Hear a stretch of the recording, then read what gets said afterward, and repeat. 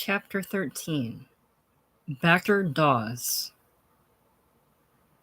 Soon after Paul had been to the theater with Clara, he was drinking in the punch bowl with some friends of his when Dawes came in. Clara's husband was growing stout. His eyelids were getting slack over his brown eyes. He was losing his healthy firmness of flesh. He was very evidently on the downward track. Having quarreled with his sister, he had gone into cheap lodgings. His mistress had left him for a man who would marry her. He had been in prison one night for fighting when he was drunk, and there was a shady betting episode in which he was concerned. Paul and he were confirmed enemies, and yet there was between them that peculiar feeling of intimacy, as if they were secretly near to each other, which sometimes exists between two people, although they never speak to one another. Paul often thought of Baxter Dawes, often wanted to get at him and be friends with him. He knew that Dawes often thought about him and that the man was drawn to him by some bond or other. And yet the two never looked at each other save in hostility. Since he was a superior employee at Jordan's, it was the thing for Paul to offer Dawes a drink. "What'll you have?" he asked of him. "Not what a bleeder like you," replied the man. Paul turned away with a slight disdainful movement of the shoulders, very irritating. "The aristocracy," he continued, "is really a military institution. Take Germany now. She's got thousands of aristocrats whose only means of existence is the army. They're deadly poor, and life's deadly slow. So they hope for a war. They look for war as a chance of getting on. Till there's a war, they are idle good-for-nothings. When there's a war, they are leaders and commanders. There you are, then. They want war." He was not a favorite debater in the public house, being too quick and overbearing. He irritated the older men by his assertive manner and cocksureness.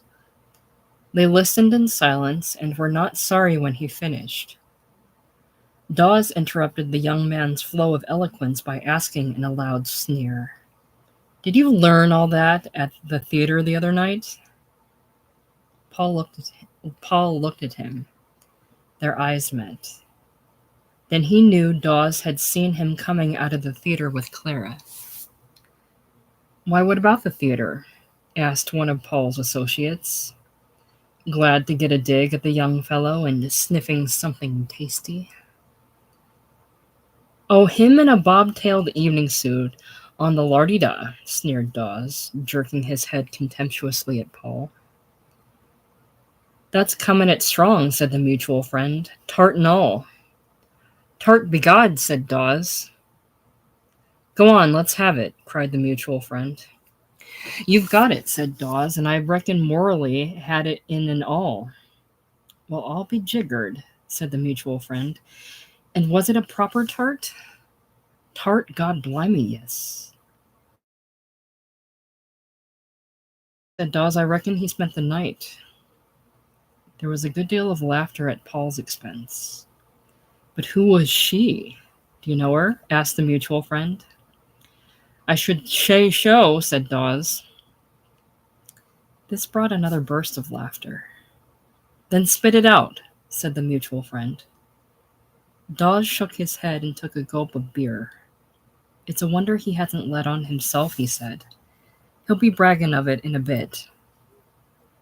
"Come on, Paul," said the friend. "It's no good. You might just as well own up." "Own up what? That I happened to take a friend to the theater?" "Oh, well, if it was all right, tell us who she was, lad," said the friend. "She was all right," said Dawes. Paul was furious. Dawes wiped his golden mustache with his fingers, sneering. "Strike me, one of that sort," said the mutual friend. "Paul, boy, I'm surprised at you. And do you know her, Baxter?" "Just a bit, like." He winked at the other men. "Oh, well," said Paul, "I'll be going." The mutual friend laid a detaining hand on his shoulder. "Nay," he said, "you don't get off as easy as that, my lad. We've got to have a full account of this business." "Then get it from Dawes," he said. "You shouldn't funk your own deeds, my man," remonstrated the friend. Then Dawes made a remark which caused Paul to throw half a glass of beer in his face.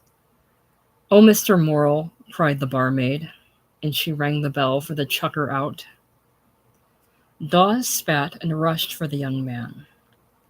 At that minute a brawny fellow with his shirt sleeves rolled up and his trousers tight over his haunches intervened. "Now then," he said, pushing his chest in front of Dawes. "Come out!" cried Dawes. Paul was leaning, white and quivering, against the brass rail of the bar. He hated Dawes, wished something could exterminate him at that minute, and at the same time, seeing the wet hair on the man's forehead, he thought he looked pathetic. He did not move. "Come out, you," said Dawes. "That's enough, Dawes," cried the barmaid. "Come on," said the chucker out, with kindly insistence. "You better be getting on." And by making Dawes edge away from his own close proximity, he worked him to the door. "That's the little sod as started it," cried Dawes, half-cowed, pointing to Paul Morrill. "Why, what a story, Mr. Dawes," said the barmaid.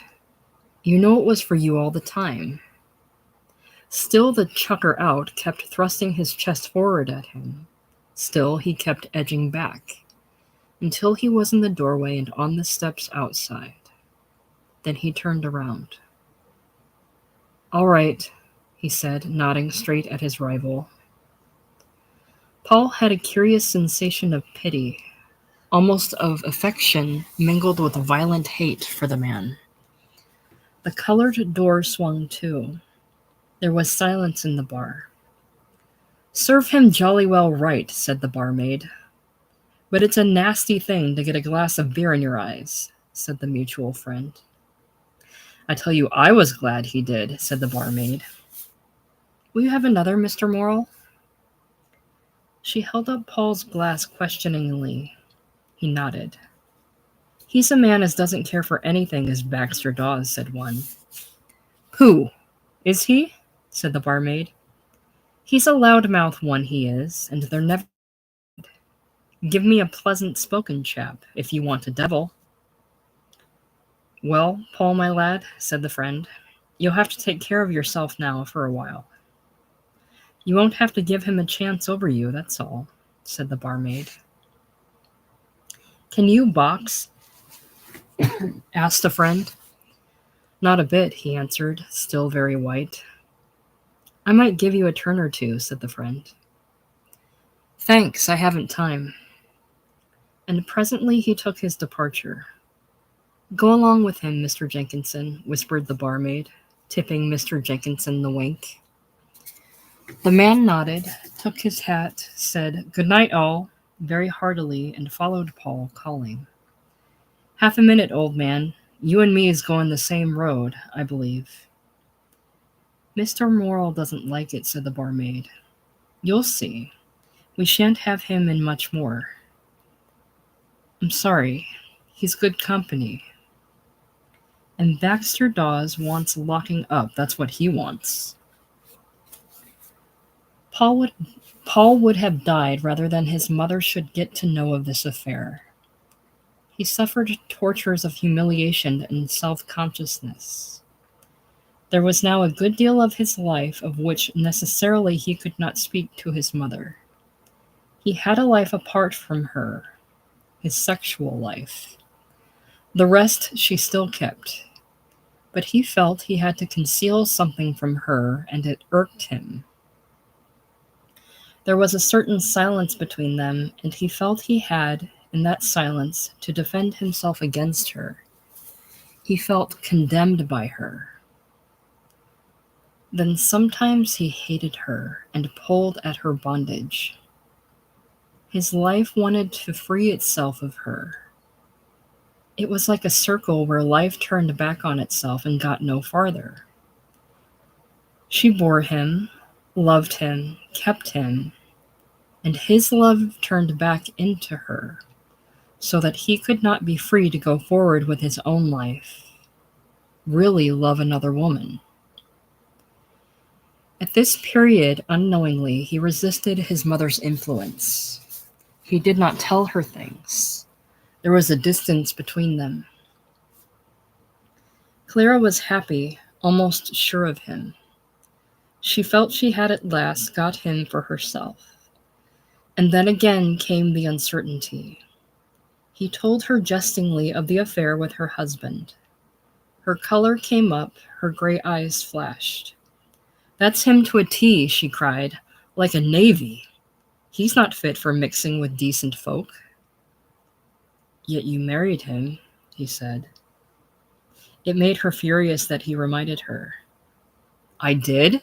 she cried, "but how was I to know?" "I think you might have been rather nice," he said.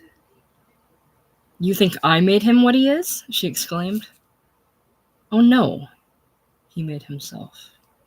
But there's something about him." Clara looked at her lover closely. There was something in him she hated, a sort of detached criticism of herself, a coldness which made her woman's soul harden against him. "And what are you going to do?" she asked. "How? About Baxter?" "There's nothing to do, is there?" he replied. "You can fight him if you have to, I suppose," she said. "No, I haven't the least sense of the fist." It's funny. With most men, there's the instinct to clench the fist and hit. It's not so with me. It's not so with me. I should want a knife or a pistol or something to fight with. "Then you'd better carry something," she said. "Nay," he laughed. "I'm not a daggeroso." "But he'll do something to you. You don't know him." "All right," he said. "We'll see." "And you'll let him?" "Perhaps, if I can't help it." "And if he kills you?" she said. "I should be sorry for his sake and mine." Clara was silent for a moment. "You do make me angry," she exclaimed. "That's nothing afresh," he laughed. "But why are you so silly? You don't know him." "And don't want." "Yes, but you're not going to let a man do as he likes with you." "What must I do?" he replied, laughing. "I should carry a revolver," she said. "I'm sure he's dangerous." "I might blow my fingers off," he said. "No, but won't you?" she pleaded. "No." "Not anything?" "No." "And you'll leave him to—" "Yes." "You are a fool." "Fact." She set her teeth with anger. "I could shake you," she cried, trembling with passion. "Why?" "Let a man like him do as he likes with you." "You can go back to him if he triumphs," he said. "Do you want me to hate you?" she asked. "Well, I only tell you," he said. "And you say you love me," she exclaimed, low and indignant. "Ought I to slay him to please you?" he said. "But if I did, see what a hold he'd have over me." "Do you think I'm a fool?" she exclaimed. "Not at all. But you don't understand me, my dear." There was a pause between them. "But you ought not to expose yourself," she pleaded. He shrugged his shoulders. "The man in righteous arrayed, the pure and blameless liver, needs not the keen Toledo blade, nor venom-frightened quiver." "Nor venom-freighted quiver," he quoted. She looked at him searchingly. "I wish I could understand you," she said. "There's simply nothing to understand," he laughed. She bowed her head, brooding. He did not see Dawes for several days. Then one morning, as he ran upstairs from the spiral room, he almost collided with the burly metal worker. "What the—" cried the smith. "Sorry," said Paul, and passed on. "Sorry," sneered Dawes. Paul whistled lightly. "Put me among the girls." "I'll stop your whistle, my jockey," he said. The other took no notice. "You're going to answer for that job of the other night." Paul went to his desk in his corner and turned over the leaves of the ledger. "Go and tell Fanny I want order 097, quick," he said to his boy. Dawes stood in the doorway, tall and threatening, looking at the top of the young man's head. 6 and 5's 11 and 7's 1 and 6, Paul added aloud. "And you hear, do you?" said Dawes. 5 and 9 pence. He wrote a figure. "What's that?" he said. "I'm going to show you what it is," said the smith. The other went on, adding the figures aloud. "You're crawling little... You daresn't face me proper." Paul quickly snatched the heavy ruler. Dawes started. The young man ruled some lines in his ledger. The elder man was infuriated. "But wait till I light on you, no matter where it is. I'll settle your hash for a bit, you little swine." "All right," said Paul. At that, the smith started heavily from the doorway. Just then, a whistle piped shrilly. Paul went to the speaking tube. "Yes," he said, and he listened. Yes?" He listened. Then he laughed. "I'll come down directly. I've got a visitor just now." Dawes knew from his tone that he had been speaking to Clara. He stepped forward. "You little devil," he said. "I'll visitor you inside of 2 minutes. Think I'm going to have you whippery snapping around?" The other clerks in the warehouse looked up. Paul's office boy appeared, holding some white article. "Fanny says you could have had it last night if you'd let her know," he said. "All right," answered Paul, looking at the stocking. "Get it off." Dawes stood frustrated, helpless with rage. Morrill turned round. "Excuse me a minute," he said to Dawes, and he would have run downstairs. "By God, I'll stop your gallop," shouted the smith, seizing him by the arm. He turned quickly. "Hey! Hey!" cried the office boy, alarmed. Thomas Jordan started out of his little glass office and came running down the room. "What's the matter? What's the matter?" he said, in his old man's sharp voice. "I'm just going to settle this little, that's all," said Dawes, desperately. "What do you mean?" snapped Thomas Jordan. "What I say," said Dawes, but he hung fire. Morrill was leaning against the counter, ashamed, half grinning. "What's it all about?" snapped Thomas Jordan. "Couldn't say," said Paul, shaking his head and shrugging his shoulders. Couldn't yer, cried Dawes, thrusting forward his handsome, furious face and squaring his fist. "Have you finished?" cried the old man, strutting. "Get off about your business and don't come here tipsy in the morning." Dawes turned his big frame slowly upon him. "Tipsy," he said. "Who's tipsy? I'm no more tipsy than you are."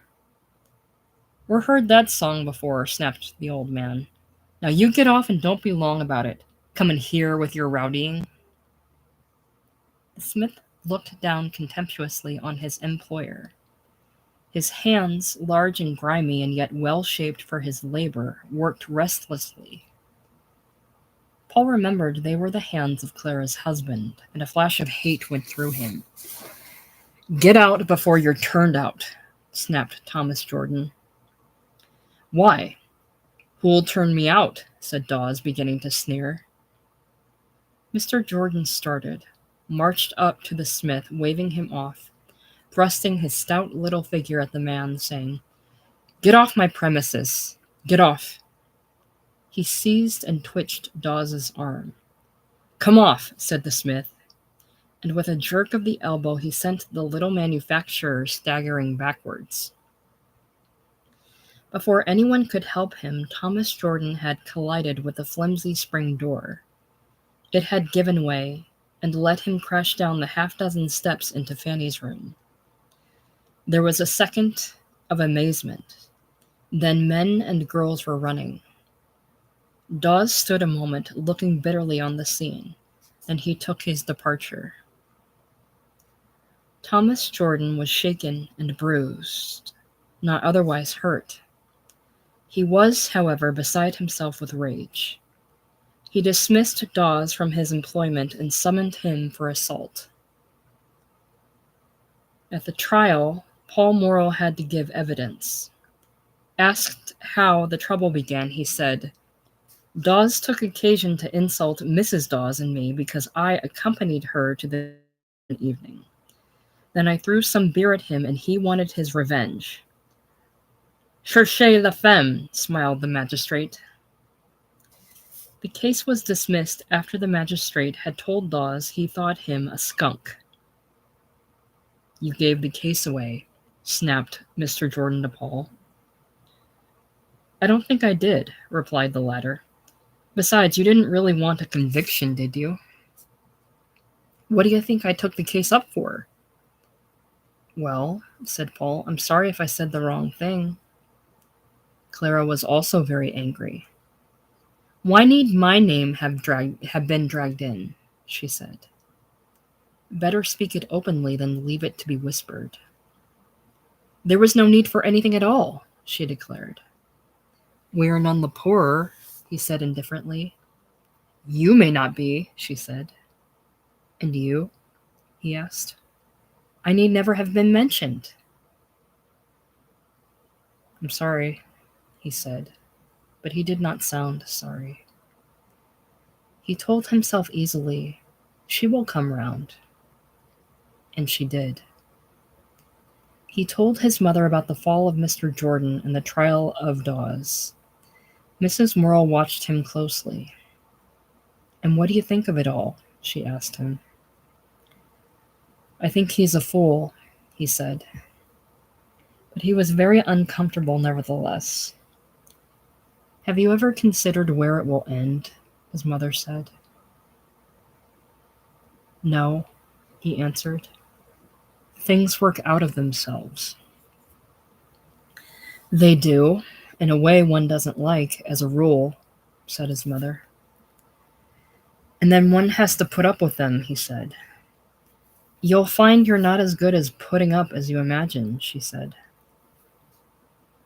He went on working rapidly at his design. "Do you ever ask her opinion?" she said at length. "What of?" "Of you, and the whole thing." "I don't care what her opinion of me is. She's fearfully in love with me, but it's not very deep. But quite as deep as you're feeling for her." He looked up at his mother curiously. "Yes," he said. "You know, Mother, I think there must be something the matter with me that I can't love. When she's there, as a rule, I do love her. Sometimes when I see her just as the woman, I love her, Mother. But then, when she talks and criticizes, I often don't listen to her. Yet she's as much sense as Miriam. Perhaps. And I love her better than Miriam. But why don't they hold me?" The last question was almost a lamentation.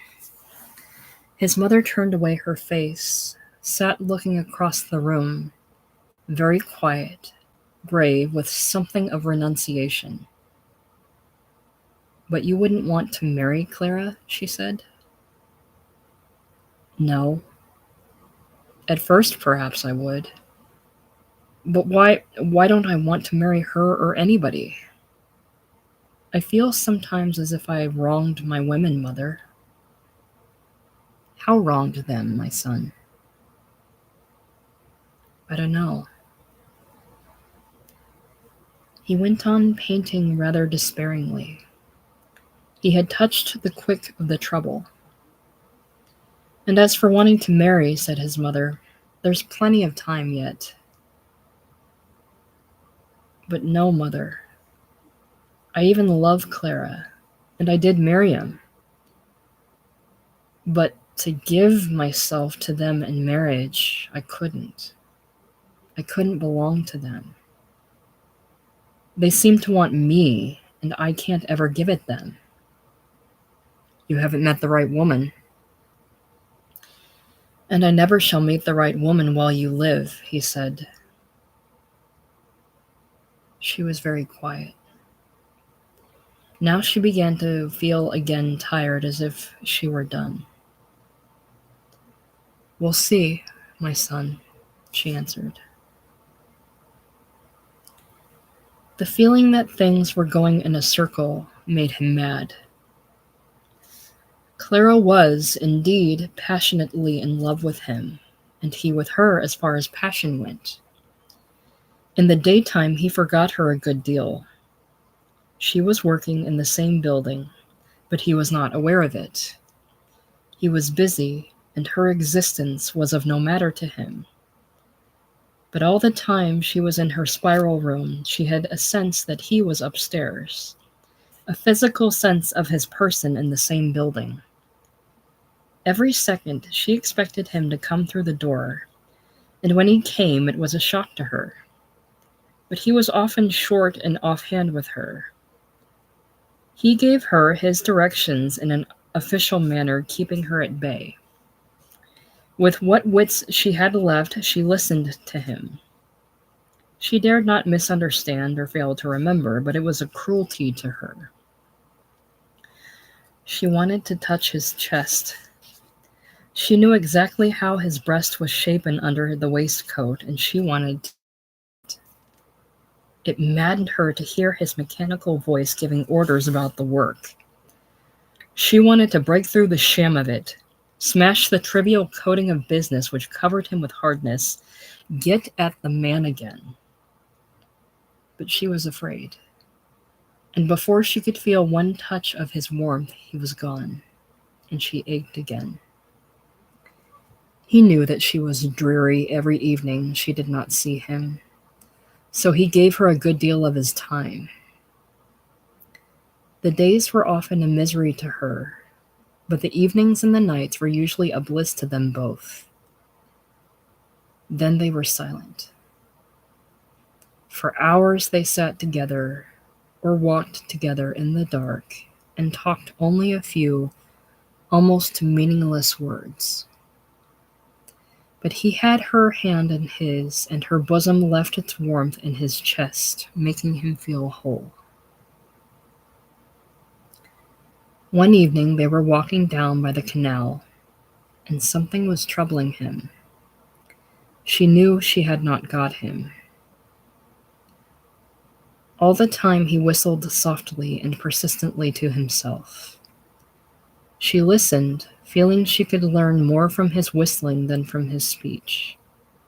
It was a sad, dissatisfied tune, a tune that made her feel he would not stay with her.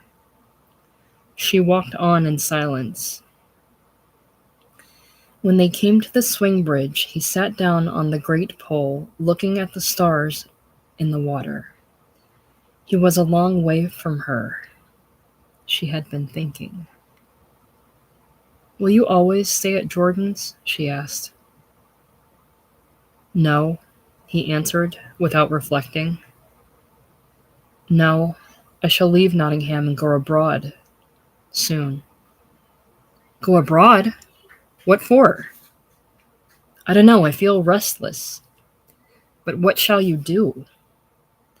"I shall have to get some steady designing work, and some sort of sale for my pictures first," he said. "I am gradually making my way. I know I am." "And when do you think you'll go?" "I don't know. I shall hardly go for long, while there's my mother." "You couldn't leave her?" "Not for long." She looked at the stars in the black water. They lay very white and staring. It was an agony to know he would leave her, but it was almost an agony to have him near her. "And if you made a nice lot of money, what would you do?" she asked. "Go somewhere in a pretty house near London with my mother." "I see." There was a long pause. "I could still come and see you," he said. "I don't know. Don't ask me what I should do. I don't know." There was a silence. The stars shuddered and broke upon the water. There came a breath of wind. He went suddenly to her and put his hand on her shoulder. "Don't ask me anything about the future," he said miserably. "I don't know anything. Be with me now, will you, no matter what it is?" And she took him in her arms. After all, she was a married woman, and she had no right even to what he gave her. He needed her badly. She had him in her arms, and he was miserable. With her warmth, she folded him over, consoled him, loved him.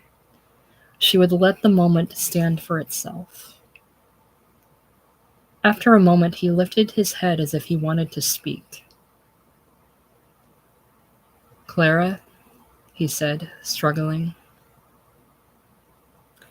She caught him passionately to her, pressed his head down on her breast with her hand. She could not bear the suffering in his voice. She was afraid in her soul. He might have anything of her, anything, but she did not want to know. She felt she could not bear it. She wanted him to be soothed upon her, soothed. She stood, clasping him and caressing him, and he was something unknown to her, something almost uncanny. She wanted to soothe him into forgetfulness. And soon the struggle went down in his soul and he forgot. But then Clara was not there for him, only a woman, warm, something he loved and almost worshipped there in the dark. But it was not Clara, and she submitted to him. The naked hunger and inevitability of his loving her, something strong and blind and ruthless in its primitiveness, made the hour almost terrible to her. She knew how stark and alone he was, and she felt it was great that he came to her. And she took him simply because his need was bigger either than her or him, and her soul was still within her. She did this for him in his need, even if he left her, for she loved him. All the while, the peewits were screaming in the field. When he came to, he wondered what was near his eyes, curving and strong with life in the dark, and what voice it was speaking. Then he realized it was the grass, and the peewit was calling. The warmth was Clara's breathing, heaving. He lifted his head and looked into her eyes. They were dark and shining and strange. Life wild at the source of staring into his life, stranger to him yet meeting him. And he put his face down on her throat, afraid. What was she? A strong, strange, wild life that breathed with his in the darkness through this hour. It was all so much bigger than themselves that he was hushed. They had met, and included in their meeting the thrust of the manifold grass stems, the cry of the peewit, the wheel of the stars. When they stood up, they saw other lovers stealing down the opposite hedge. It seemed natural they were there. The night contained them. And after such an evening, they were both very still, having known the immensity of passion. They felt small, half afraid, childish, and wondering, like Adam and Eve when they lost their innocence and realized the magnificence of the power which drove them out of paradise and across the great night and the great day of humanity. It was for each of them an initiation and a satisfaction. To know their own nothingness, to know the tremendous living flood which carried them always, gave them rest within themselves. If so great a magnificent power could overwhelm them, identify them altogether with itself, so that they knew they were only grains in the tremendous heave that lifted every grass blade its little height, and every tree and living thing, then why fret about themselves? They could let themselves be carried by life, and they felt a sort of peace each in the other. There was a verification which they had had together. Nothing could nullify it.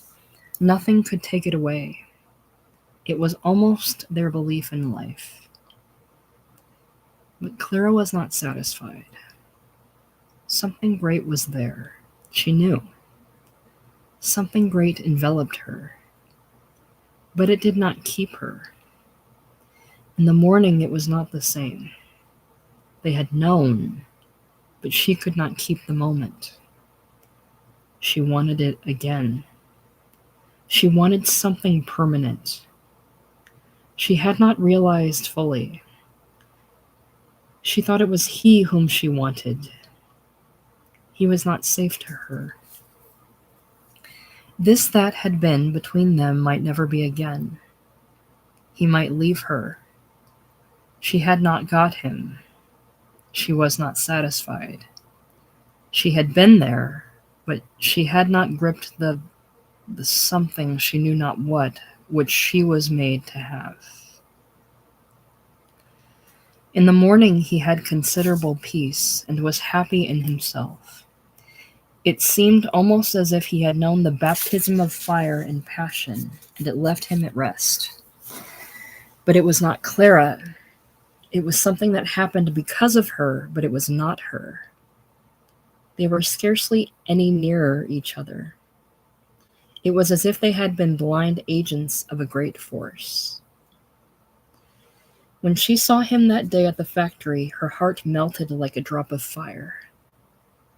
It was his body, his brows. The drop of fire grew more intense in her breast. She must hold him. But he, very quiet, very subdued this morning, went on giving his instruction. She followed him into the dark, ugly basement and lifted her arms to him. He kissed her, and the intensity of passion began to burn him again. Somebody was at the door. He ran upstairs. She returned to her room, moving as if in a trance. After that, the fire slowly went down. He felt more and more that his experience had been impersonal and not Clara. He loved her. There was a big tenderness, as after a strong emotion they had known together. But it was not she who could keep his soul steady. He had wanted her to be something she could not be. And she was mad with desire of him. She could not see him without touching him. In the factory, as he talked to her about spiral hose, she ran her hand secretly along his side. She followed him out into the basement for a quick kiss. Her eyes, always mute and yearning, full of unrestrained passion, she kept fixed on his. Of her, lest she should too flagrantly give herself away before the other girls. She invariably waited for him at dinner time for him to embrace her before she went. He felt as if she were helpless, almost a burden to him, and it irritated him. "But why do you always want to be kissing and embracing for?" he said. "Surely there's a time for everything." She looked up at him, and the hate came into her eyes.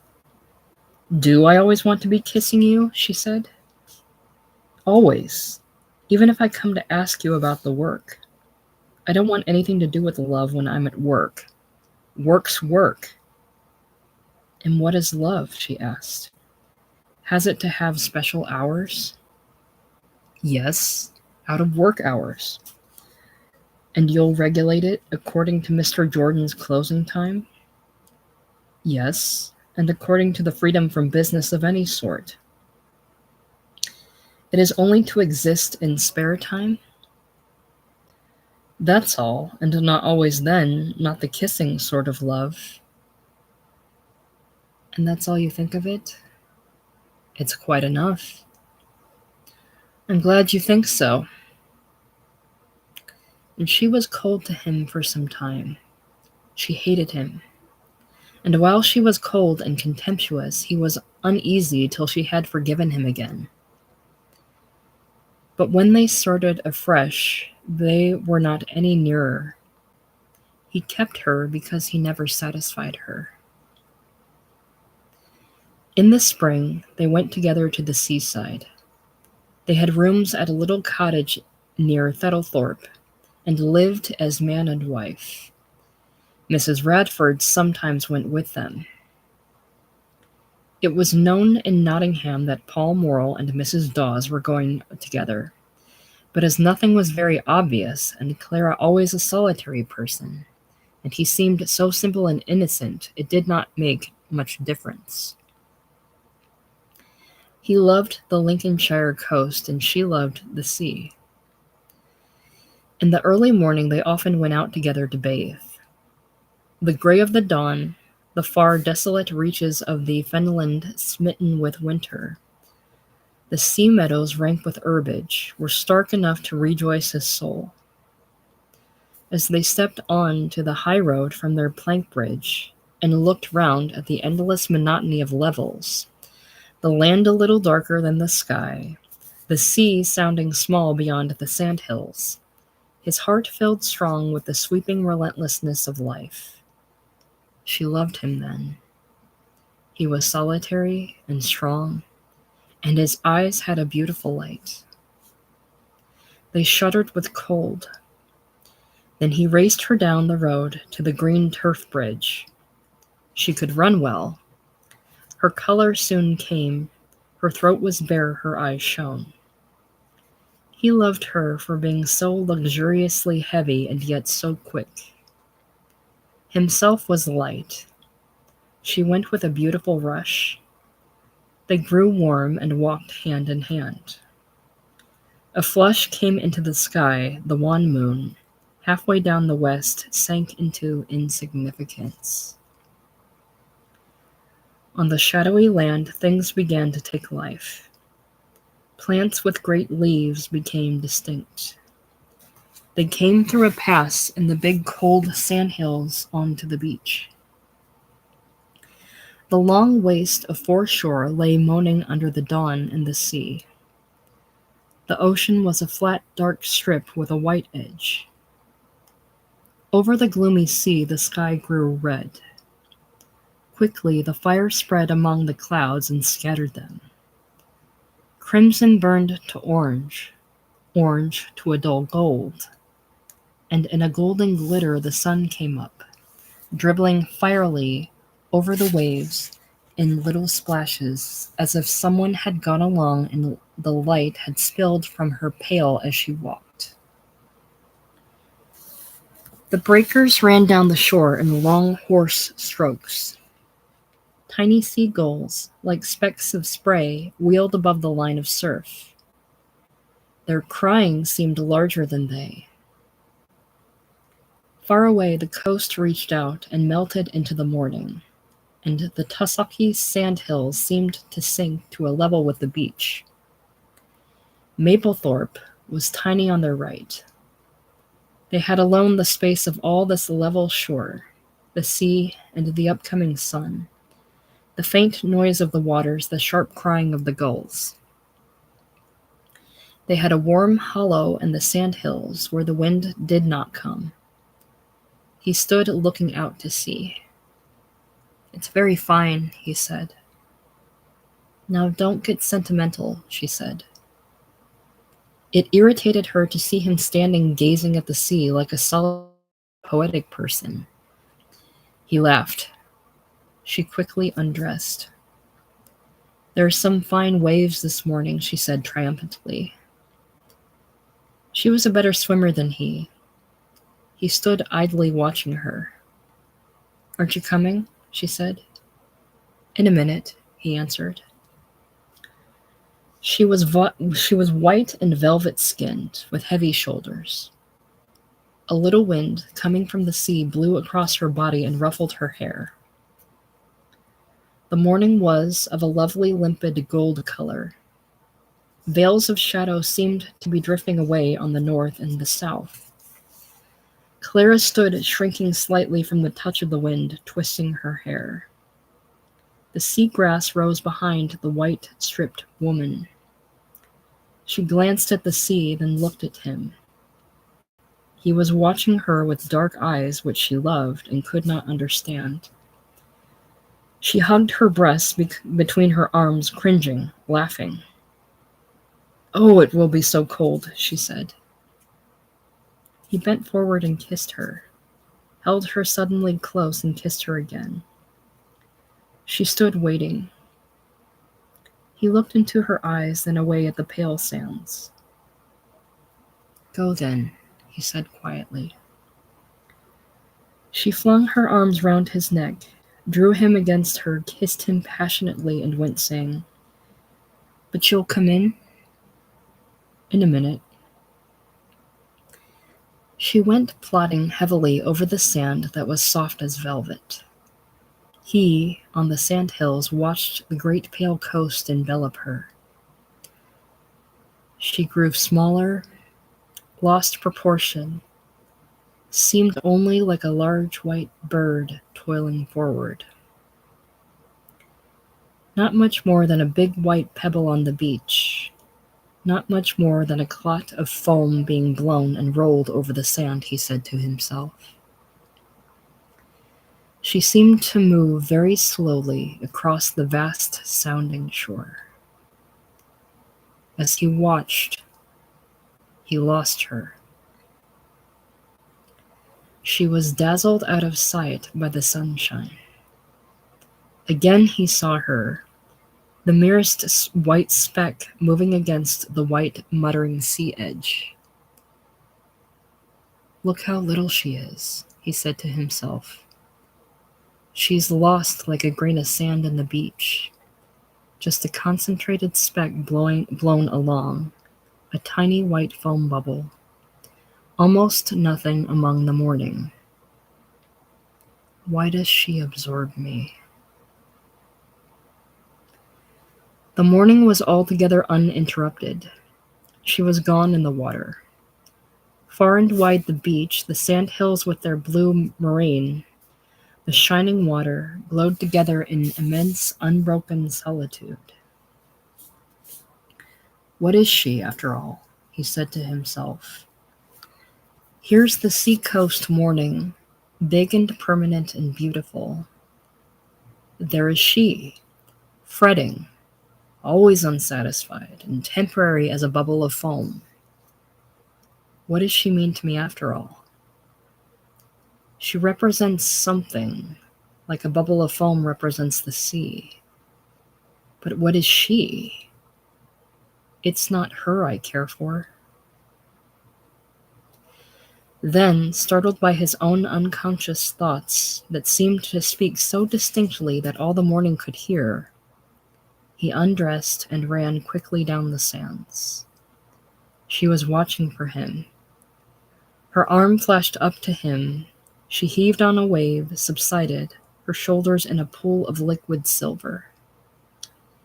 He jumped through the breakers, and in a moment her hand was on his shoulder. He was a poor swimmer, and could not stay long in the water. She played round him in triumph, sporting with her superiority which he begrudged her. The sunshine stood deep and fine on the water.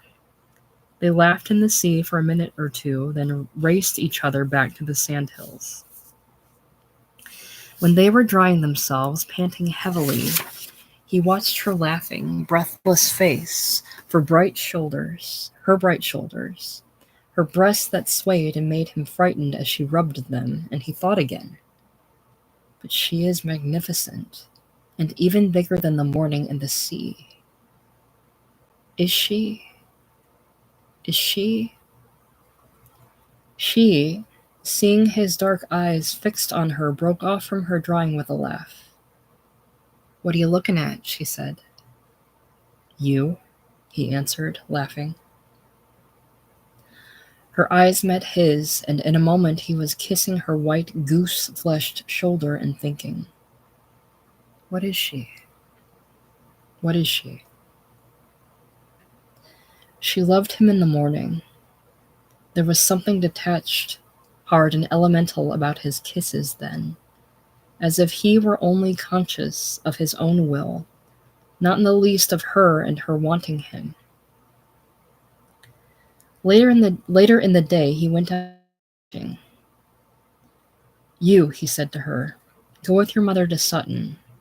I am so dull." She stood and looked at him. He knew she wanted to come with him, but he preferred to be alone.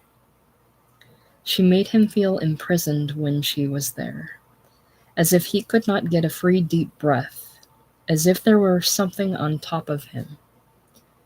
She felt his desire to be free of her. In the evening he came back to her. They walked down the shore in the darkness and sat for a while in the shelter of the sandhills. "It seems," she said, as they stared over the darkness of the sea, where no light was to be seen. "It seemed as if you only loved me at night, as if you didn't love me in the daytime." He ran the cold sand through his fingers, feeling guilty under the accusation.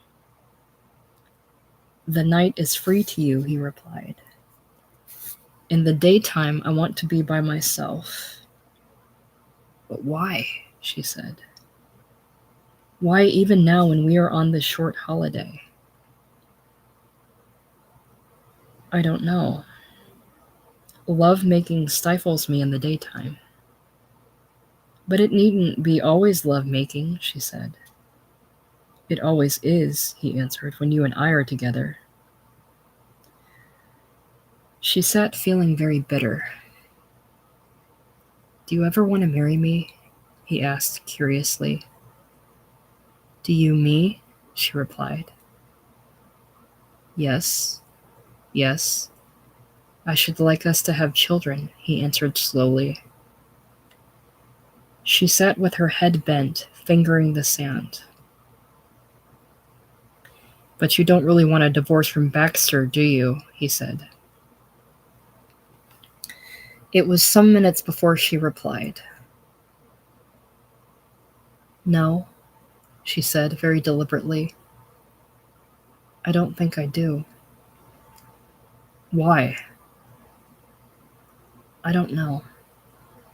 "Do you feel as if you belonged to him?" "No, I don't think so." "What then?"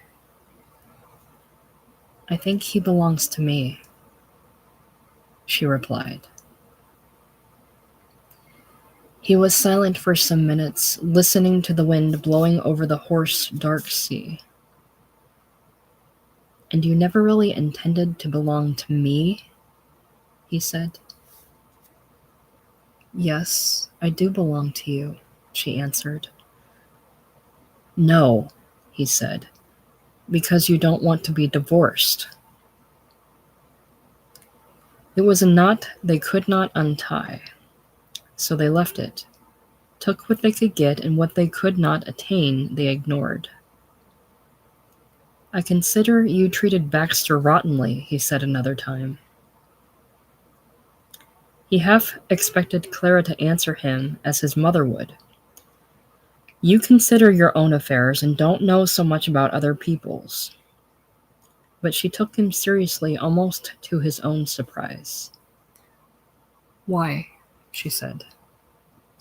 "I suppose you thought he was a lily of the valley, and so you put him in an appropriate pot and tended him according. You made up your mind he was a lily of the valley, and it was no good his being a cow parsnip. You wouldn't have it. I certainly never imagined him a lily of the valley. You imagined him something he wasn't. That's just what a woman is. She thinks she knows what's good for a man, and she's going to see he gets it. And no matter if he's starving, he may sit and whistle for what he needs while she's got him, and is giving him what's good for him. And what are you doing? She asked. I'm thinking what tune I shall whistle, he laughed. And instead of boxing his ears, she considered him in earnest. You think I want to give you what's good for you? She asked. I hope so. But love should give a sense of freedom, not of prison. Miriam made me feel tied up like a donkey to a stake. I must feed on her patch and nowhere else. It's sickening. And would you let a woman do as she likes? Yes. I'll see that she likes to love me. If she doesn't, well, I don't hold her. If you were as wonderful as you say, replied Clara, I should be the marvel I am, he laughed.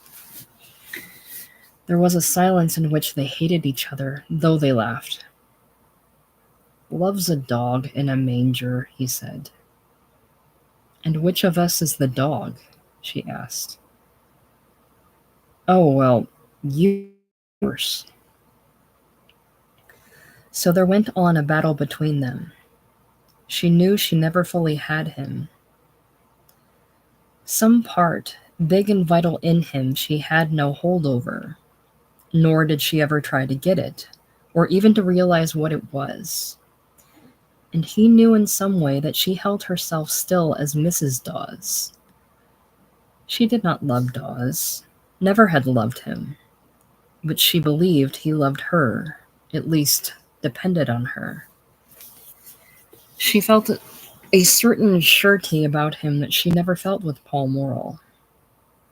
Her passion for the young man had filled her soul, given her a certain satisfaction, eased her of her self-mistrust, her doubt. Whatever else she was inwardly assured. It was almost as if she had gained herself, and stood now distinct and complete. She had received her confirmation, but she never believed that her life belonged to Paul Morrell, nor his to her.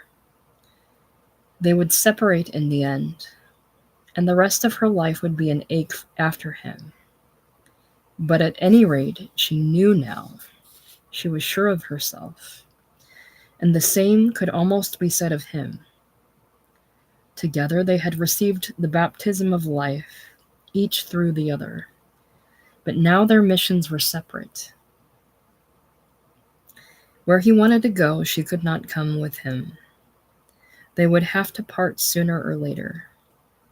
Even if they married and were faithful to each other, still he would have to leave her, go on alone, and she would only have to attend to him when he came home.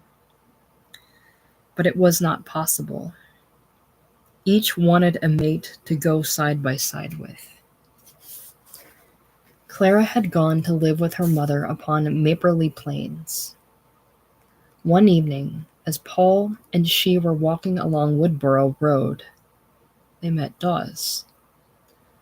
Morrell knew something about the bearing of the man approaching, but he was absorbed in his thinking at the moment, so that only his artist's eye watched the form of the stranger. Then he suddenly turned to Clara with a laugh and put his hand on her shoulder, saying, laughing, "But we walk side by side, and yet I'm in London arguing with an imaginary Orpin. And where are you?" At that instant Dawes passed, almost touching Morrell. The young man glanced, saw the dark brown eyes burning, full of hate and yet tired. "Who is that?" he asked of Clara. "It was Baxter," she replied. Paul took his hand from her shoulder and glanced around. Then he saw again distinctly the man's form as it approached him. Dawes still walked erect, with his fine shoulders flung back and his face lifted. But there was a furtive look in his eyes that gave one the impression he was trying to get unnoticed past every person he met, glancing suspiciously to see what they thought of him. And his hands seemed to be wanting to hide. He wore old clothes. The trousers were torn at the knee, and the handkerchief tied around his throat was dirty. But his cap was still defiantly over one eye. As she saw him, Clara felt guilty. There was a tiredness and despair on his face that made her hate him because it hurt her. "He looks shady," said Paul. But the note of pity in his voice reproached her and made her feel hard. "His true commonness comes out," she answered. "Do you hate him?" he asked. "You talk," she said, "about the cruelty of women. I wish you knew the cruelty of men in their brute force. They simply don't know that the woman exists." "Don't I?" he said. "No," she answered. "Don't I know you exist?" "About me, you know nothing," she said bitterly. "About me." "No more than Baxter knew?" he asked. "Perhaps not as much." He felt puzzled and helpless and angry. There she walked unknown to him, though they had been through such experience together. "But you know me pretty well," he said. She did not answer. "Did you know Baxter as well as you know me?" he asked. "He wouldn't let me," she said. "And I have let you know me?" "It's what men won't let you do. They won't let you get really near to them," she said. "And haven't I let you?" "Yes," she answered slowly, "but you've never come near to me. You can't come out of yourself. You can't. Baxter could do that better than you." He walked on, pondering. He was angry with her for preferring Baxter to him. "You begin to value Baxter now you've not got him," he said. "No, I can only see where he was different from you." But he felt she had a grudge against him. One evening as they were coming home over the field, she startled him by asking, "Do you think it's worth it, the sex part? The act of loving itself?" "Yes. Is it worth anything to you?" "But how can you separate it?" he said. "It's the culmination of everything. All our intimacy culminates then." "Not for me," she said. He was silent. A flash of hate for her came up. After all, she was dissatisfied with him, even there where he thought they fulfilled each other. But he believed her too implicitly. "I feel," she continued slowly, "as if I hadn't got you, as if all of you weren't there, and as if it weren't me you were taking." "Who, then?" "Something just for yourself. It has been fine so that I daren't think of it. But is it me you want, or is it it?" He again felt guilty. Did he leave Clara out of count and take simply women? But he thought that was splitting a hair.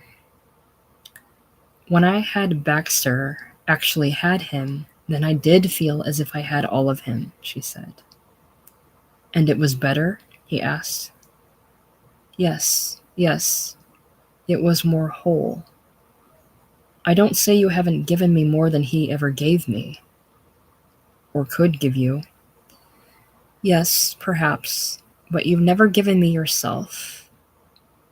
He knitted his brows angrily. "If I start to make love to you," he said, "I just go like a leaf down the wind." "And leave me out of count," she said. "And then is it nothing to you?" he asked, almost rigid with chagrin. It's something. And sometimes you have carried me away, right away. I know, and I reverence you for it. But don't butt me, he said, kissing her quickly as a fire ran through him. She submitted and was silent. It was true as he said.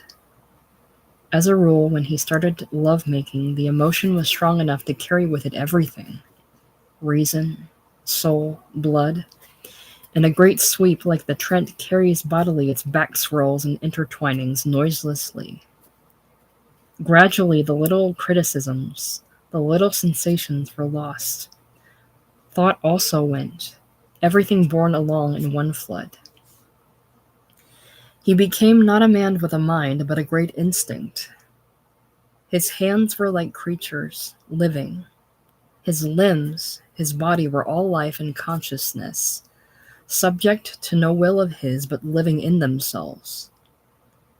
Just as he was, so it seemed the vigorous wintry stars were strong also with life. He and they struck with the same pulse of fire, and with the same joy of strength which held the bracken frond, stiff near his eyes, held his own body firm. It was as if he, and the stars, and the dark herbage, and Clara were licked up in an immense tongue of flame, which tore onwards and upwards. Everything rushed along in living beside him. Everything was still, perfect in itself along with him. This wonderful stillness in each thing in itself, while it was being borne along in a very ecstasy of living, seemed the highest point of bliss. And Clara knew this held him to her, so she trusted altogether the passion. It, however, failed her very often. They did not often reach again the height of that once when the Peewits had called. Gradually some mechanical effort spoilt their loving, or when they had splendid moments they had them separately and not so satisfactorily. So often he seemed merely to be running on alone. Often they realized it had been a failure, not what they had wanted. He left her, knowing that evening had only made a little split between them. Their loving grew more mechanical, without the marvelous glamour. Gradually they began to introduce novelties, to get back some of the feeling of satisfaction. They would be very near, almost dangerously near to the river, so that the black water ran not far from his face, and it gave a little thrill. Or they loved sometimes in a little hollow below the fence of the path where people were passing occasionally, on the edge of town, and they heard footsteps, almost felt the vibration of the tread, and they heard what the passers-by said. Strange little things that were never intended to be heard. And afterwards, each of them was rather ashamed. And these things caused a distance between the two of them. He began to despise her a little, as if she had merited it. One night he left her to go to Daybrook Station over the fields. It was very dark, with an attempt at snow, although the spring was so far advanced. Morrel had not much time. He plunged forward. The town ceases almost abruptly on the edge of a steep hollow. There the houses with their yellow lights stand up against the darkness. He went over the stile and dropped quickly into the hollow of the fields. Under the orchard, one warm window shone in Swineshead Farm. Paul glanced round. Behind, the houses stood on the brim of the dip, black against the sky like wild beasts, glaring curiously with yellow eyes down into the darkness. It was the town that seemed savage and uncouth, glaring on the clouds at the back of him. Some creature stirred under the willows of the farm pond. It was too dark to distinguish anything. He was close up to the next stile before he saw a dark shape leaning against it. The man moved aside. "Good evening," he said. "Good evening," Morrel answered, not noticing. "Paul Morrel?" said the man, and he knew it was Dawes. The man stopped his way. "I've got her, haven't I?" he said awkwardly. "I shall miss my train," said Paul. He could see nothing of Dawes's face. The man's teeth seemed to chatter as he talked. "You're going to get it from me now," he said Dawes. Morrel attempted to move forward. The other man stepped in front of him. "Are you going to take the top coat off," he said, "or are you going to lie down to it?" Paul was afraid the man was mad. "But," he said, "I don't know how to fight." "All right then," answered Dawes. And before the younger man knew where he was staggering backwards from a blow across the face. The whole night went black. He tore off his overcoat and coat, dodging a blow, and flung the garments over Dawes. The latter swore savagely. Morrel, in his shirt sleeves, was now alert and furious. He felt his whole body unsheath itself like a claw. He could not fight, so he would use his wits. The other man became more distinct to him. He could see particularly the shirt breast. Dawes stumbled over Paul's coats, then came rushing forward.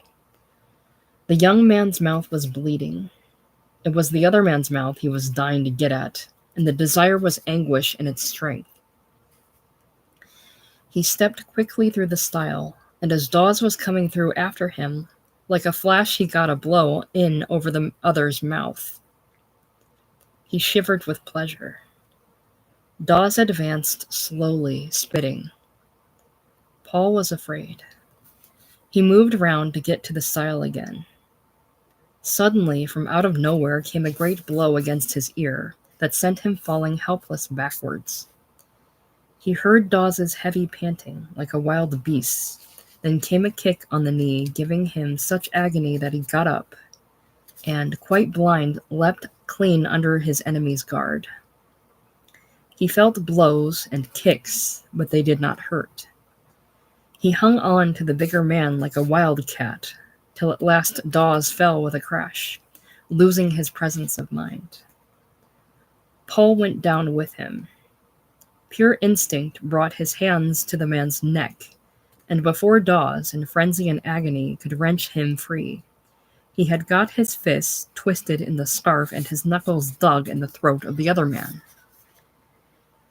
He was a pure instinct, without reason or feeling. His body, hard and wonderful in itself, cleaved against the struggling body of the other man. Not a muscle in him relaxed. He was quite unconscious. Only his body had taken upon itself to kill this other man. For himself he had neither feeling nor reason.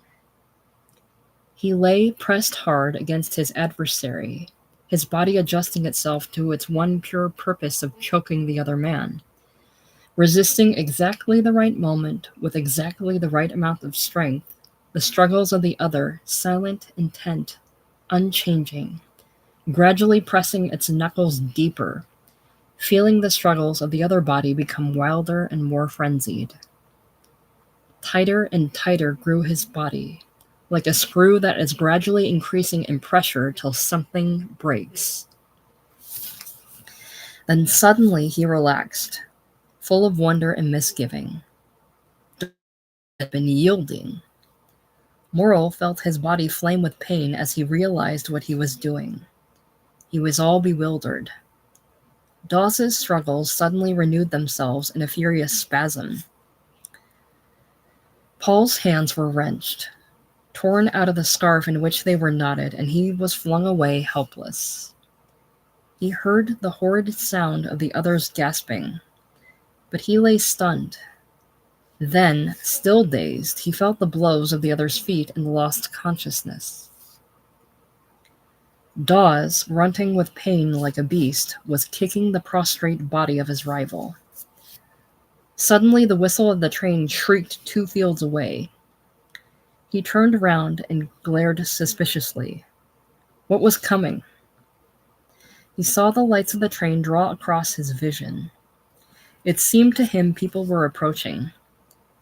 He made off across the field into Nottingham, and dimly in his consciousness as he went, he felt on his foot the place where his boot had knocked against one of the lad's bones. The knock seemed to re-echo inside him. He hurried to get away from it. Morrel gradually came to himself. He knew where he was and what had happened, but he did not want to move. He lay still, with tiny bits of snow tickling his face. It was pleasant to lie quite still. The time passed. It was the bits of snow that kept rousing him when he did not want to be roused. At last his will clicked into action. I mustn't lie here, he said. It's silly. But still he did not move. I said I was going to get up, he repeated. Why don't I?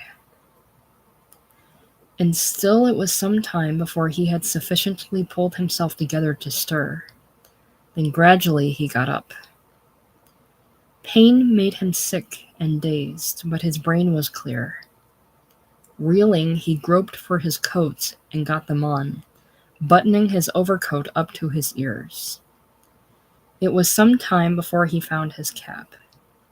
He did not know whether his face was still bleeding. Walking blindly, every step making him sick with pain, he went back to the pond and washed his face and hands. The icy water hurt, but helped to bring him back to himself. He crawled back up the hill to the tram. He wanted to get to his mother. He must get to his mother. That was his blind intention. He covered his face as much as he could and struggled sickly along. Continually the ground seemed to fall away from him as he walked, and he felt himself dropping with a sickening feeling into space. So, like a nightmare, he got through with a journey home. Everybody was in bed. He looked at himself. His face was discolored and smeared with blood, almost like a dead man's face. He washed it and went to bed. The night went by in delirium. In the morning, he found his mother looking at him. Her blue eyes, they were all he wanted to see. She was there. He was in her hands. It's not much, Mother, he said. It was Baxter Dawes. Tell me where it hurts you, she said quietly. I don't know. My shoulder. Say it was a bicycle accident, Mother. He could not move his arm. Presently, Minnie, the little servant, came upstairs with some tea. Your mother's nearly frightened me out of my wits. Fainted away, she said. He felt he could not bear it. His mother nursed him. He told her about it.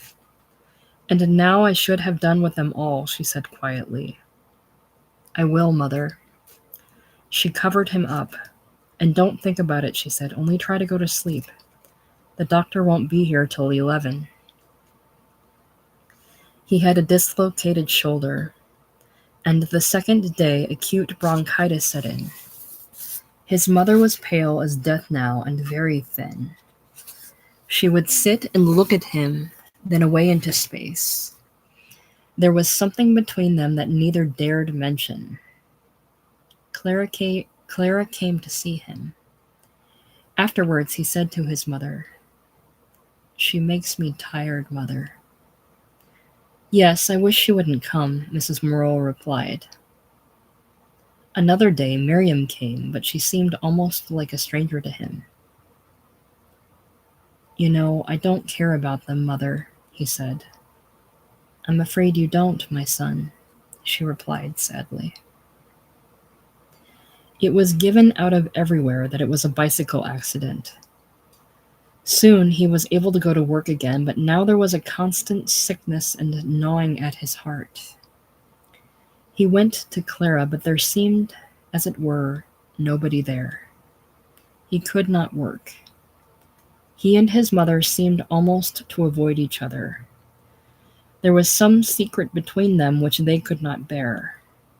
He was not aware of it. He only knew that his life seemed unbalanced, as if he were going to smash it into pieces. Clara did not know what was the matter with him. She realized that he seemed unaware of her. He came to her, he seemed unaware of her. Always he was somewhere else. It tortured her, and so she tortured him. For a month at a time, she kept him at arm's length. He almost hated her, and was driven to her in spite of himself. He went mostly into the company of men, was always at the George or the White Horse. His mother was ill, distant, quiet, shadowy. He was terrified of something. He dared not look at her. Her eyes seemed to grow darker, her face more waxen. Still she dragged about at her work. At Whitsuntide, he said he would go to Blackpool for 4 days with his friend Newton. The latter was a big jolly fellow with a touch of the bounder about him. Paul said his mother must go to Sheffield to stay a week with Annie, who lived there. Perhaps the change would do her good. Mrs. Morrell was attending a woman's doctor in Nottingham. He said her heart and her digestion were wrong. She consented to go to Sheffield, though she did not want to, but now she would do everything her son wished of her. Paul said he would come for her on the 5th day, and stay also in Sheffield till the holiday was up. It was agreed. The 2 young men set off gaily for Blackpool. Mrs. Morrell was quite lively as Paul kissed her and left her. Once at the station, he forgot everything. 4 days were clear, not an anxiety, not a thought. The 2 young men simply enjoyed themselves. Paul was like another man. None of himself remained. No Clara, no Miriam, no mother that fretted him. He wrote to them all, and long letters to his mother. But they were jolly letters that made her laugh. He was having a good time, as young fellows will in a place like Blackpool. And underneath it all was a shadow for her. Paul was very gay, excited at the thought of staying with his mother in Sheffield. Newton was to spend a day with them. Their train was late. Joking, laughing with their pipes between their teeth, the young men swung their bags on to the train car.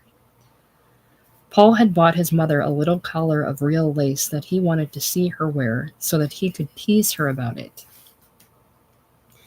Annie lived in a nice house and had a little maid.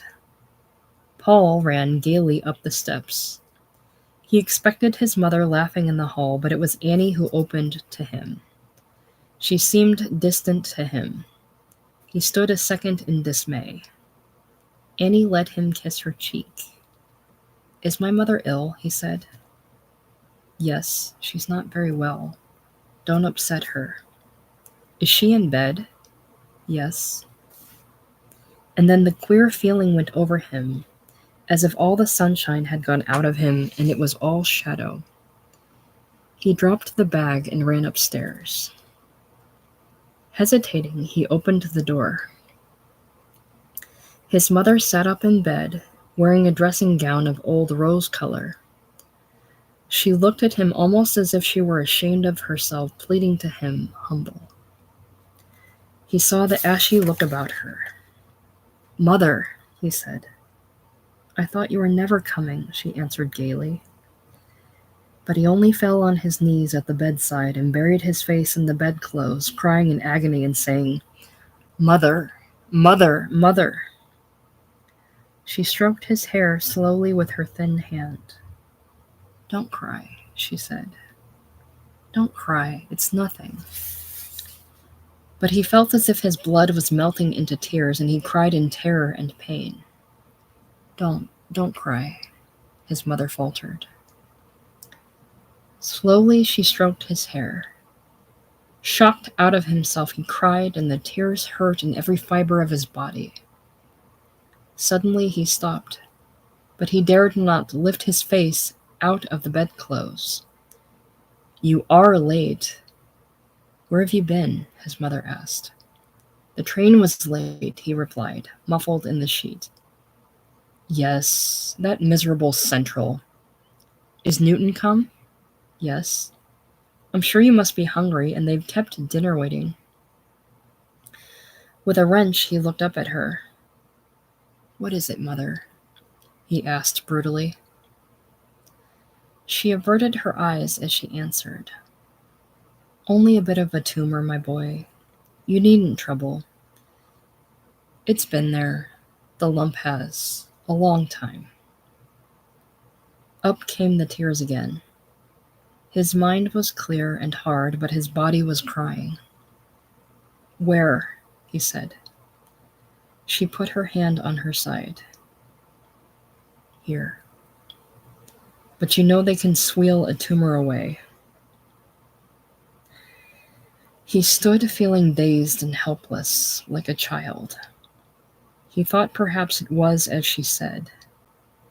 Yes, he reassured himself, it was so. But all the while his blood and his body knew definitely what it was. He sat down on the bed and took her hand. She had never had but the one ring, her wedding ring. When were you poorly? He asked. It was yesterday it began, she answered submissively. Pains? Yes, but not more than I've often had at home. I believe Dr. Ansell is an alarmist. You ought not to have traveled alone, he said, to himself more than to her. As if that had anything to do with it, she answered quickly. They were silent for a while. Now go and have your dinner, she said. You must be hungry. Have you had yours? Yes, a beautiful soul I had. Annie is good to me. They talked a little while, then he went downstairs. He was very white and strained. Newton sat in miserable sympathy. After dinner, he went into the scullery to help Annie to wash up. The little maid had gone on an errand. Is it really a tumor? He asked. Annie began to cry again. The pain she had yesterday. I never saw anybody suffer like it, she cried. Leonard ran like a madman for Dr. Ansell, and when she'd got to bed, she said to me, Annie, look at this lump on my side. I wonder what it is. And there I looked, and I thought I should have dropped. Paul, as true as I'm here, it's a lump as big as my double fist. I said, good gracious, Mother, whenever did that come? Why, child, she said, it's been there a long time. I thought I should have died, our Paul, I did. She's been having these pains for months at home and nobody looking after her. The tears came to his eyes, then dried suddenly. But she's been attending the doctor in Nottingham, and she never told me, he said. If I'd have been at home, said Annie, I should have seen for myself. He felt like a man walking in unrealities. In the afternoon, he went to see the doctor. The latter was a shrewd, lovable man. But what is it? He said. The doctor looked at the young man, then knitted his fingers. It may be a large tumor which has formed in the membrane, he said slowly, and which we may be able to make go away. Can't you operate? Asked Paul. Not there, replied the doctor. Are you sure? Quite. Paul meditated a while. Are you sure it's a tumor? He asked. Why did Dr. Jameson in Nottingham never find out anything about it? She's been going to him for weeks, and he's treated her for heart and indigestion. Mrs. Morrow never told Dr. Jameson about the lump, said the doctor. And do you know it's a tumor? No, I am not sure. What else might it be? You asked my sister if there was a cancer in the family. Might it be cancer? I don't know. And what shall you do? I should like an examination with Dr. Jameson. Then have one. You must arrange about that. His fee wouldn't be less than 10 guineas to come here from Nottingham. When would you like him to come? I will call this evening and we will talk it over. Paul went away, biting his lip.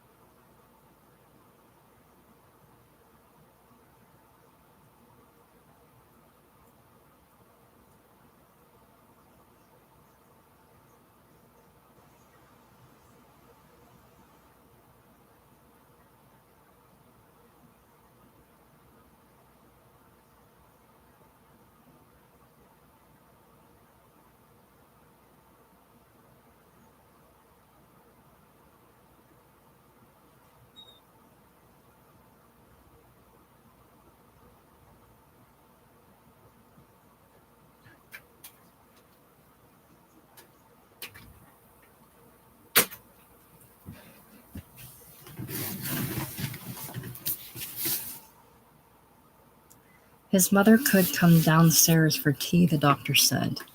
Her son went upstairs to help her. She wore the old rose dressing gown that Leonard had given Annie, and, with a little color in her face, was quite young again. But you look quite pretty in that, he said.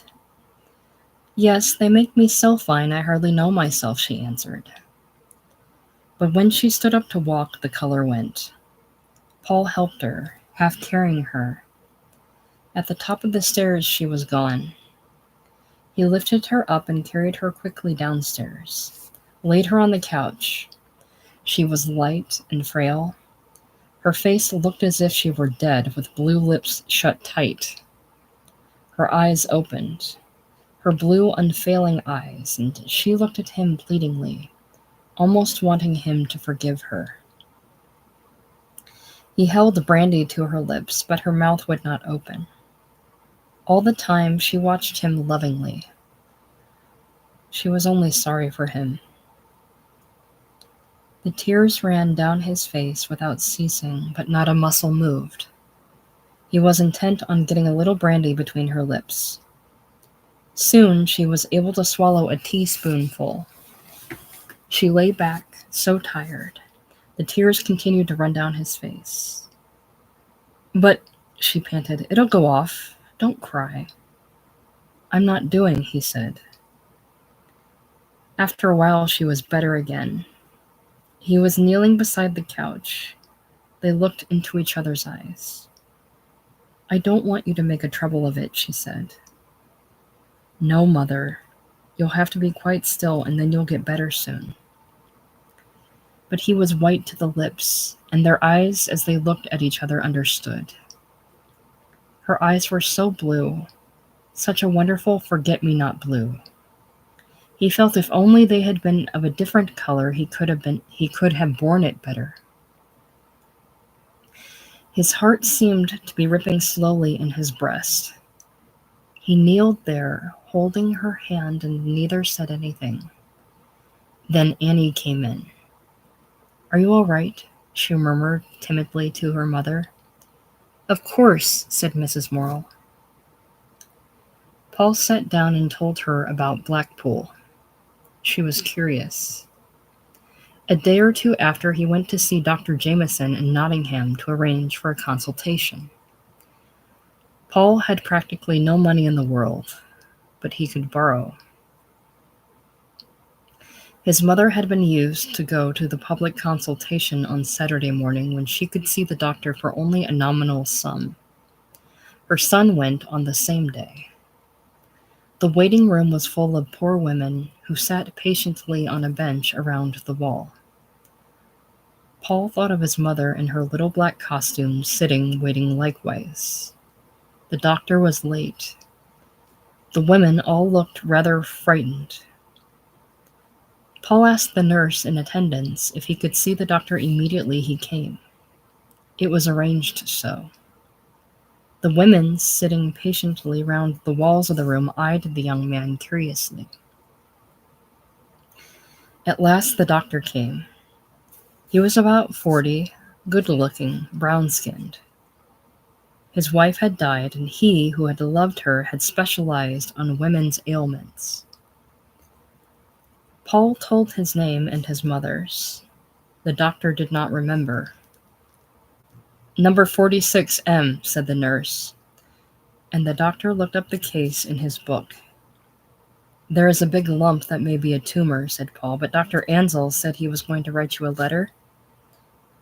"Ah, yes," replied the doctor, drawing the letter from his pocket.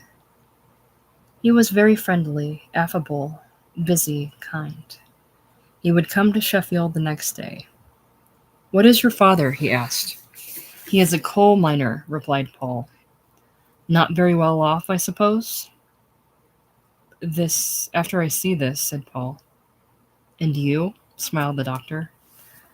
"I am a clerk in Jordan's appliance factory." The doctor smiled at him. To go to Sheffield," he said, putting the tips of his fingers together and smiling with his eyes. 8 guineas? "Thank you," said Paul, flushing and rising. "And you'll come tomorrow?" "Tomorrow, Sunday?" "Yes. Can you tell me about what time there is a train in the afternoon?" "There is a central gets in at 4:15. "And will there be any way of getting up to the house? Shall I have to walk?" The doctor smiled. "There is the tram," said Paul, "the Western Park tram." The doctor made a note of it. "Thank you," he said, and shook hands. Then Paul went on home to see his father, who was left in charge of Minnie. Walter Morrill was getting very gray now. Paul found him digging in the garden. He had written him a letter. He shook hands with his father. "Hello, son. Thou hast landed, then?" said the father. "Yes," replied the son, "but I'm going back tonight." "Arter beguy," exclaimed the collier. "And hast her eaten out?" "No." "That's just like thee," said Morrill. "Come thy ways in." The father was afraid of the mention of his wife. The two went indoors. Paul ate in silence. His father, with earthy hands, sleeves rolled up, sat in the armchair opposite and looked at him.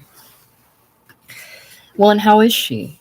asked the miner at length in a little voice. "She can sit up. She can be carried down for tea," said Paul. "That's a blessin'," exclaimed Morrill. "I hope we shall soon be having her home then. And what's that Nottingham doctor say?" He's going tomorrow to have an examination of her. Is he, Bagai? That's a tidy penny, I'm thinking.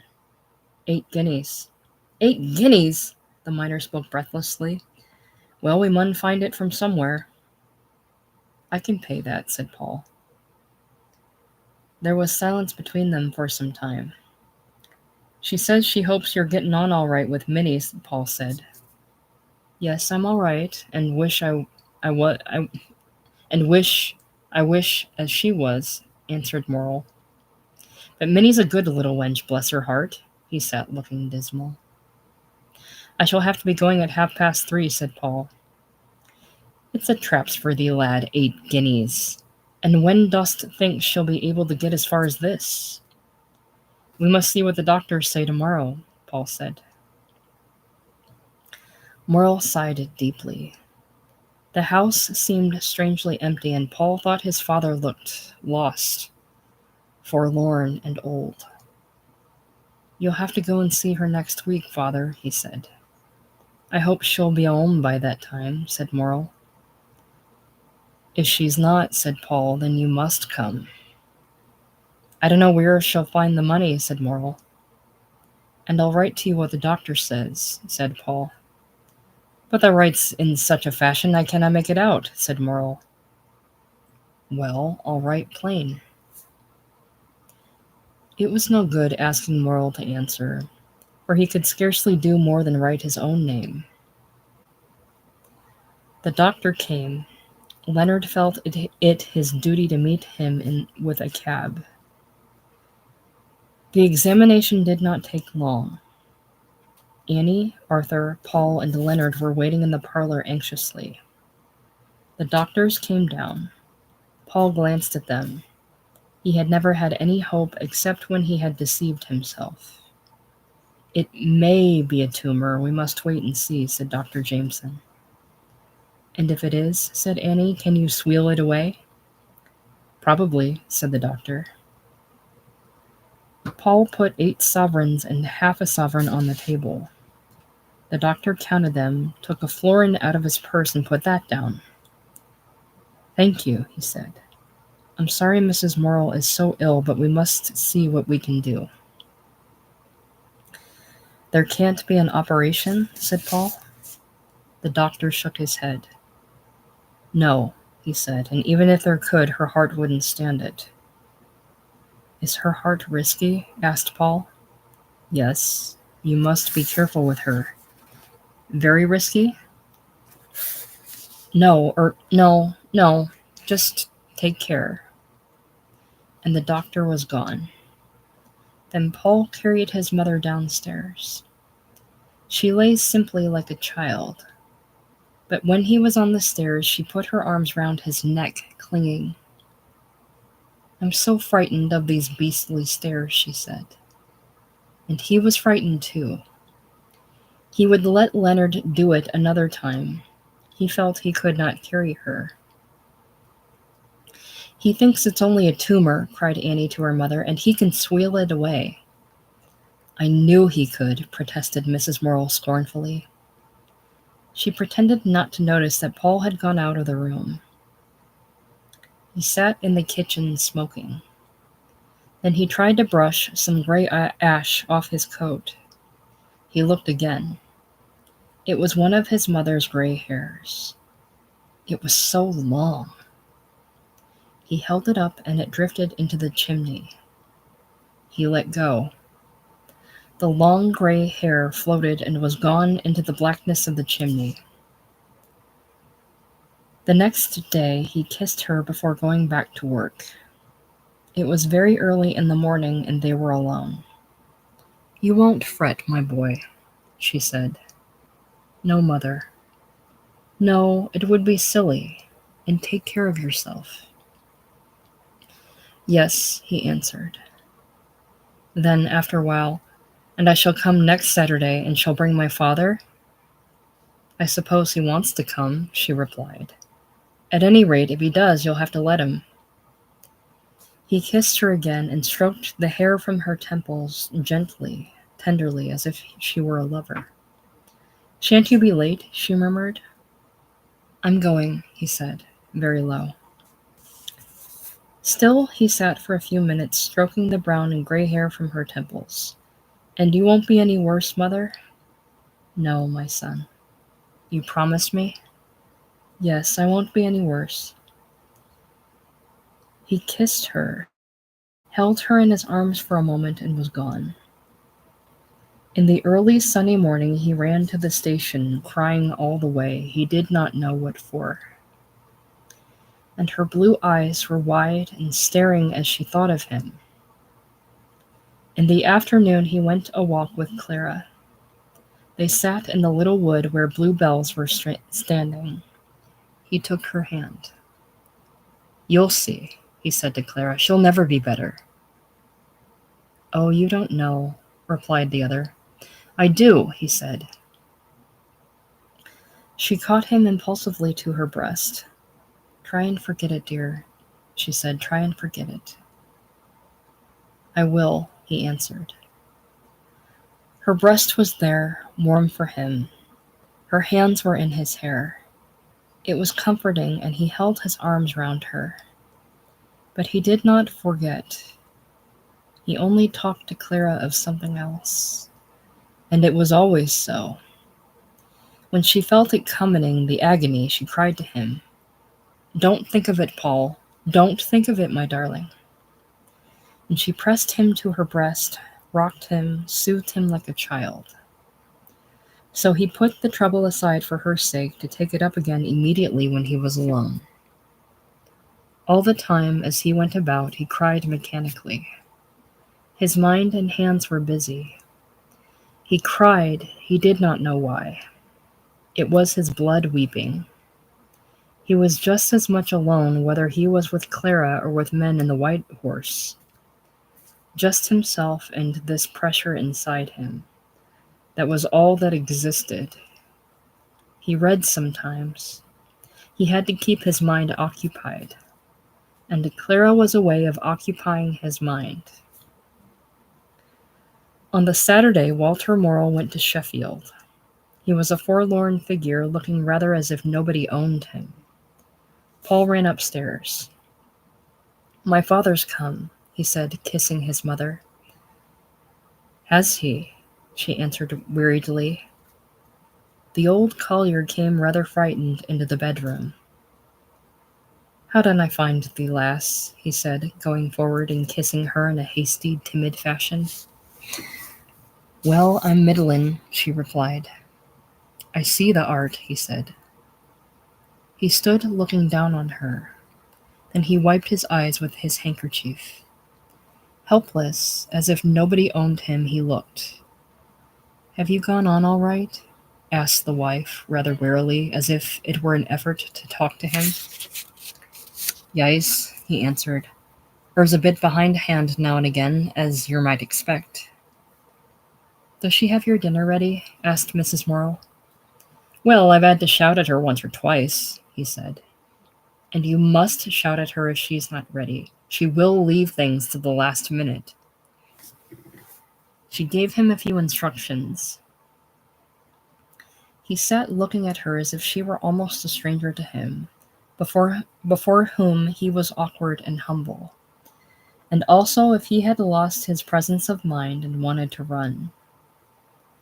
This feeling that he wanted to run away, that he was on thorns to be gone from so trying a situation and yet must linger because it looked better, made his presence so trying. He put up his eyebrows for misery and clenched his fists on his knees, feeling so awkward in presence of big trouble. Mrs. Morrill did not change much. She stayed in Sheffield for 2 months. If anything, at the end she was rather worse. But she wanted to go home. Annie had her children. Mrs. Morrill wanted to go home. So they got a motor car from Nottingham, where she was too ill to go by train, and she was driven through the sunshine. It was just August. Everything was bright and warm. Under the blue sky, they could all see she was dying. Yet she was jollier than she had been for weeks. They all laughed and talked. "Annie," she exclaimed, "I saw a lizard dart on that rock." Her eyes were so quick. She was still so full of life. Morrill knew she was coming. He had the front door open. Everybody was on tiptoe. Half the street turned out. They heard the sound of the great motor car. Mrs. Morrill, smiling, drove home down the street. "And just look at them all come out to see me," she said. "But there, I suppose I should have done the same. How do you do, Mrs. Matthews? How are you, Mrs. Harrison?" They none of them could hear, but they saw her smile and nod. And they all saw death on her face, they said.